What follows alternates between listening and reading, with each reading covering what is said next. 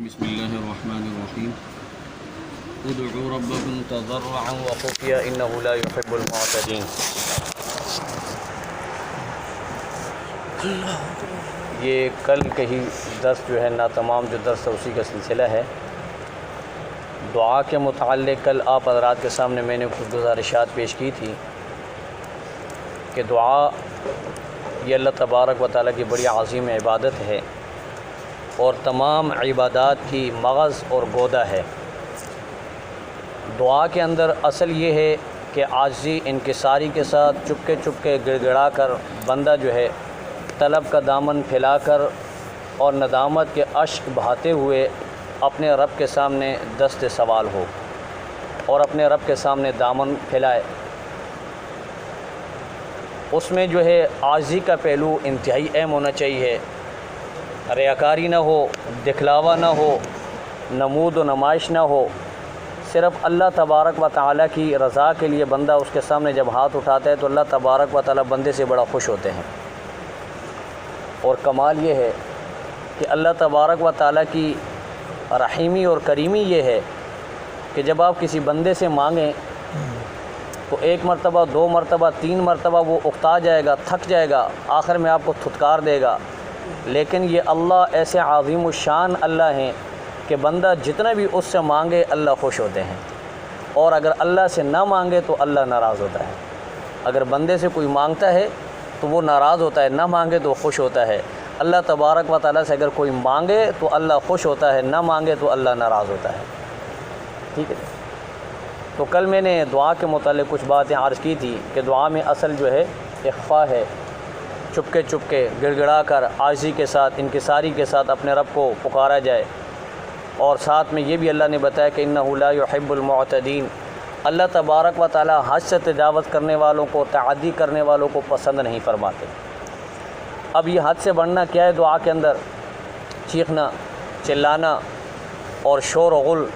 ٹھیک ہے، جیسے آج کل ہمارے ہاں دیکھا ہوگا آپ نے، کچھ ایسی حرکات کرتے ہیں لوگ، چیخ چیخ کے دعائیں مانگتے ہیں، اور ساتھ میں اگر کچھ دوسرے نمازی ہوں یا گھروں میں عبادت ہو رہی ہوں تو وہ ساری عبادت ڈسٹرب اور سارا نظام درم برم ہو جاتا ہے۔ تو اس طرح کی چیزیں جو ہیں دعا کے اندر نہیں ہونی چاہیے۔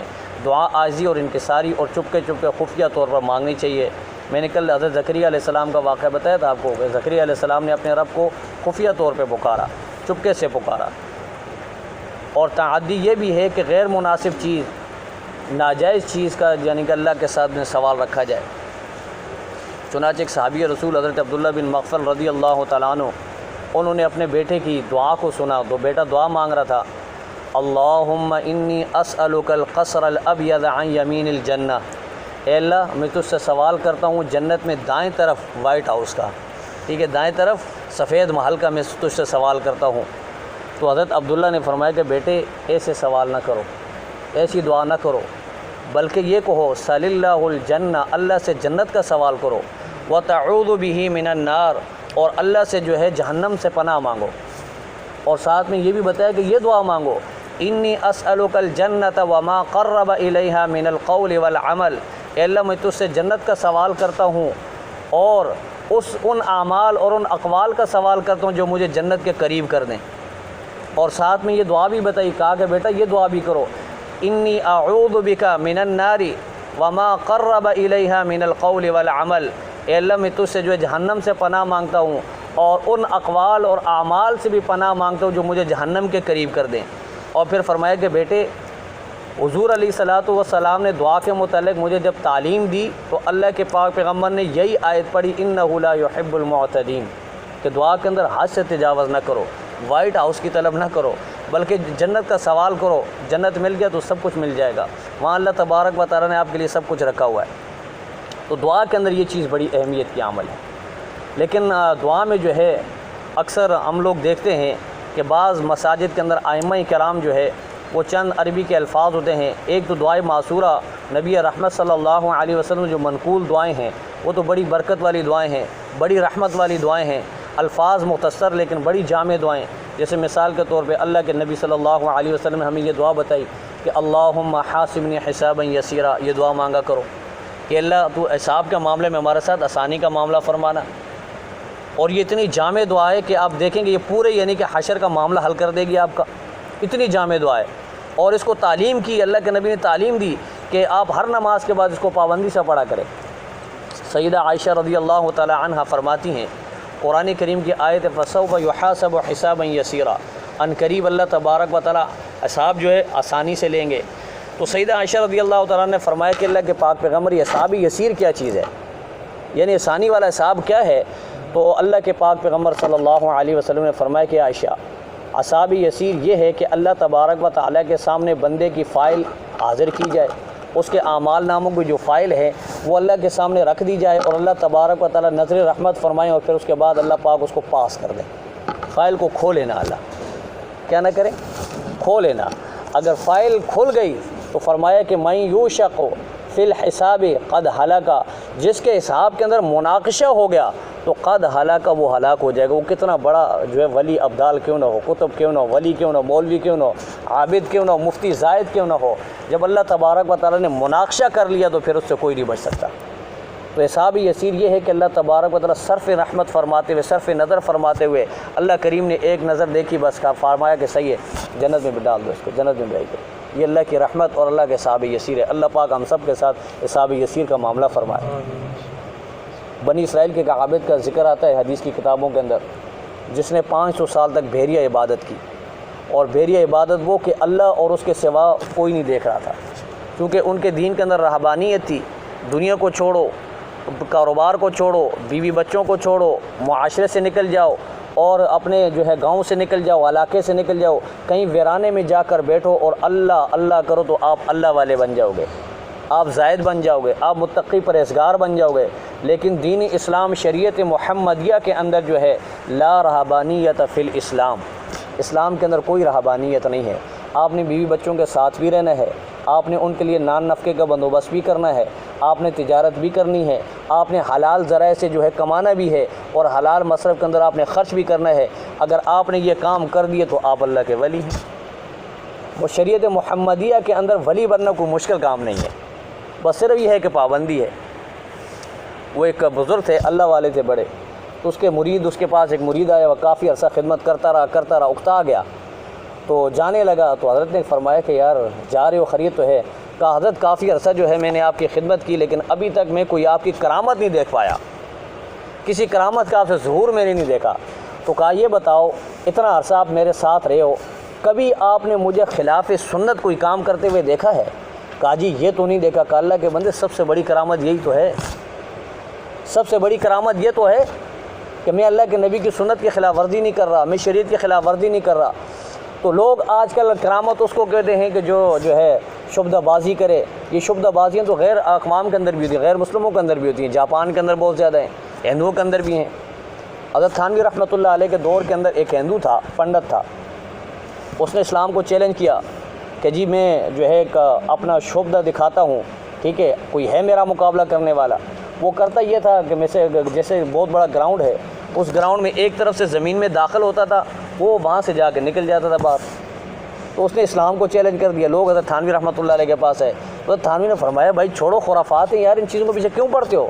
کہا کہ حضرت اسلام کو چیلنج کیا اس نے، ہماری یعنی ذات تک ہوتا تو کر لیتے، اسلام کو کہا اچھا، کہا ٹھیک ہے کل اس کو ٹائم دے دو، ٹھیک ہے، کہا اسی گراؤنڈ میں وہ آ جائے، وہ اپنا یعنی کہ جو ہے کارنامے وہ دکھائے، میں دیکھنا چاہتا ہوں۔ تو حضرت تھانوی رحمۃ اللہ علیہ گئے، جو ٹائم بتایا تو اس پہ لوگ بھی جمع ہو گئے، ہندوؤں کی طرف سے بھی اور مسلمانوں کی طرف سے بھی، کہ جی آج مسلمانوں کا اور جو ہے اسلام کا اور جو ہے ہندو مت کا جو ہے مقابلہ ہے۔ تو حضرت تھانوی رحمۃ اللہ علیہ نے جا کر پوچھا وہ ہندو پنڈت سے کہ بھائی تو کیا کرتا ہے، کیا دکھاتا ہے؟ اس نے کہا جی میں یہ کرتا ہوں۔ کہا ذرا مجھے بھی دکھاؤ۔ تو وہ زمین کے اندر گیا، تو حضرت نے اپنا عصا مبارک زمین پر مارا، کہا بھی جا کے سارے آرام سے گھر پہ سو، قیامت تک یہ نہیں اٹھے گا، قیامت تک باہر نہیں نکلے گا۔ تو پھر حضرت تھانوی رحمۃ اللہ نے لوگوں کو کہا کہ دیکھو صرف میں نے اس کا یہ کام کرنے کے لیے، ایک خرافات تھا، اس کا مقابلہ کرنے کے لیے میدان میں آیا، میں 17 سال پیچھے چلا گیا اعمال کے اعتبار سے۔ یہ چیزیں اسلام کے اندر نہیں ہیں۔ اور اللہ تبارک و تعالیٰ جو کرامت کا تعلق جو بندے کے اپنی ذات سے نہیں، تو یہ اللہ کے ہاتھ میں ہوتا ہے، اللہ تبارک و تعالیٰ کسی ولی کے ہاتھ میں ظاہر کر دے اس کو۔ تو بہرحال کہنے کا مقصد یہ ہے کہ بھائی سب سے بڑا ولی وہ جو شریعت پر عمل کر رہا ہو، اللہ کے پاک پیغمبر صلی اللہ علیہ وسلم کی سنتوں پر عمل کرے، یہ سب سے بڑا اللہ کا ولی ہے۔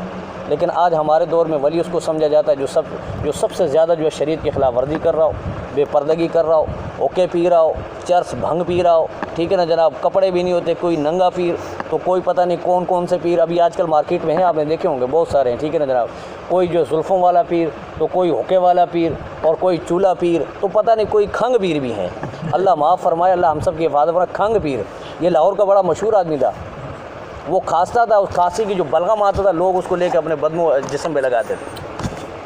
جب خدا کی مار آتی ہے نا تو پھر یہ ہوتا ہے، اللہ تبارک و تعالیٰ جب عقلوں کو اوپر پردے ڈال دے نا تو پھر یہی ہوتا ہے، وہ ہندوؤں کی طرح۔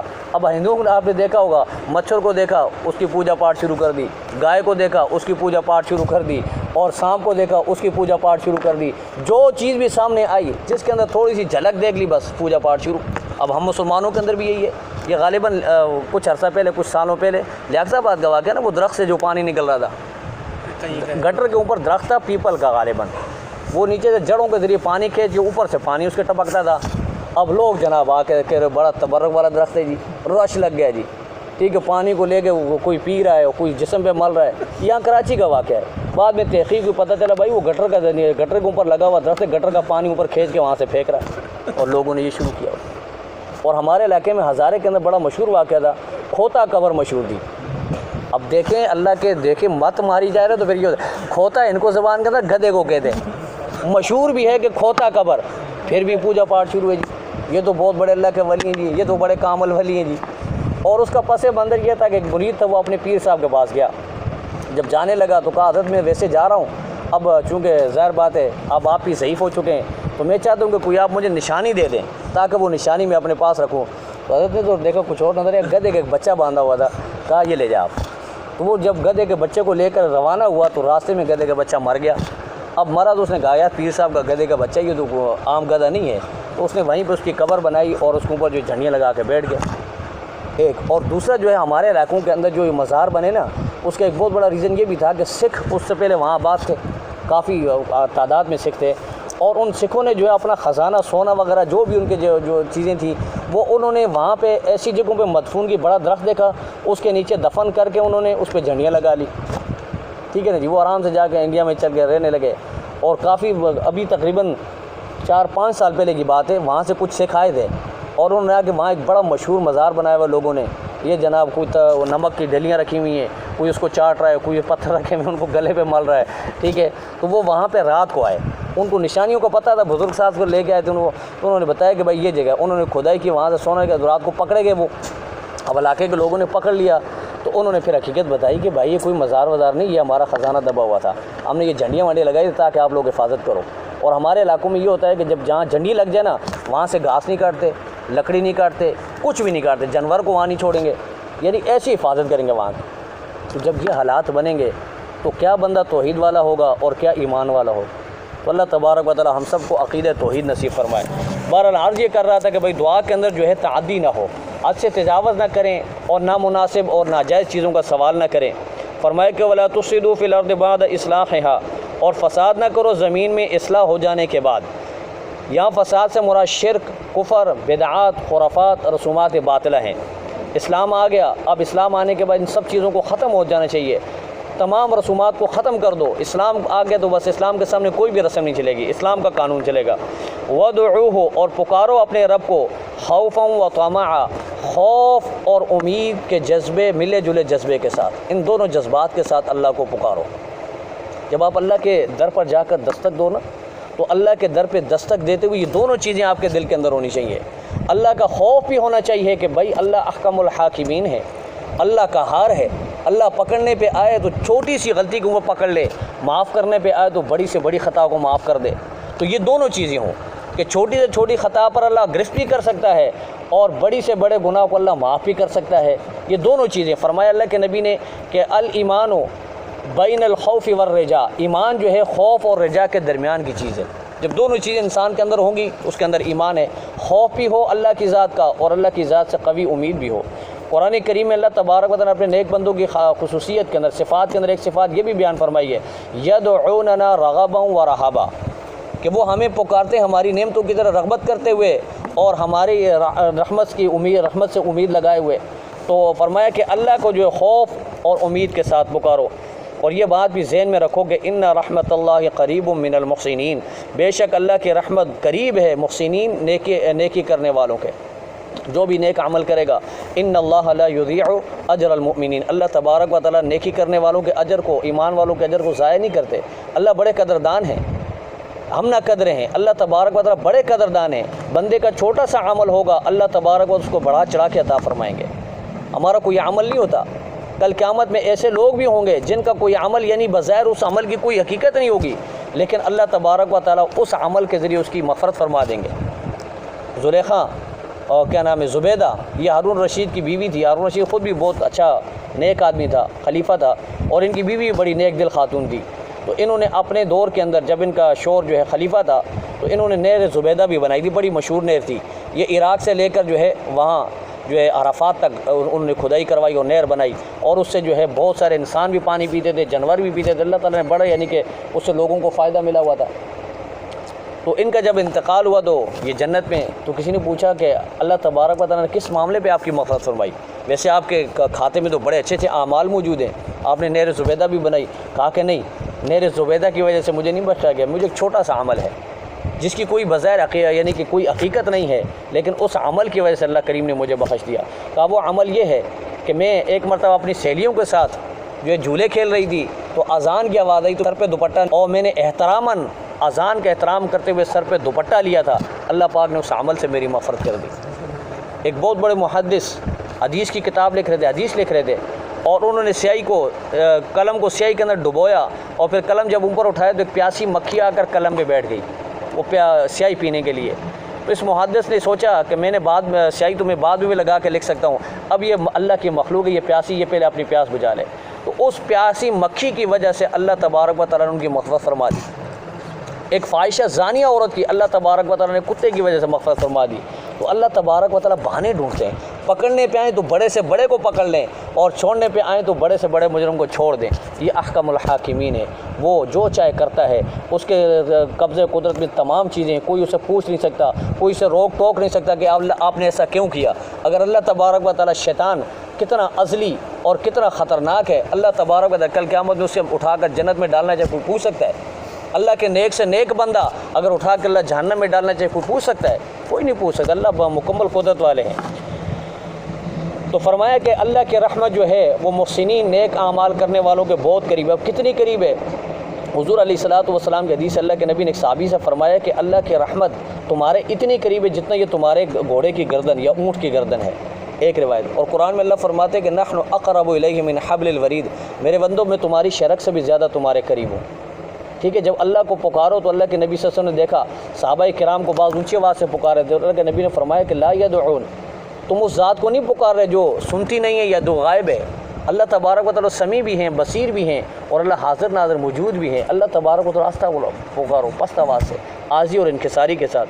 اللہ تبارک و تعالیٰ ان تمام باتوں پہ ہمیں عمل کرنے والا بنائے، اور دعا کے آداب اللہ تبارک و تعالیٰ ہمیں جو ہے اس کے اوپر عمل کرنے اور اس کے مطابق دعائیں کرنے کی توفیق عطا فرمائے۔ اللہ کریم جو کچھ کہا گیا سنا گیا، اللہ کریم ہم سب کو عمل کی توفیق عطا فرمائے۔ وآخر دعوانا ان الحمد للہ رب العالمین۔ اللہم صلی علی سیدنا و مولانا محمد وعلی آل سیدنا و مولانا محمد وبارک وسلم۔ ربنا تقبل منا انک انت السمیع العلیم وتب علینا انک انت التواب الرحیم، وصلی اللہ تعالی علی خیر خلقہ محمد وعلی آلہ وصحبہ اجمعین برحمتک۔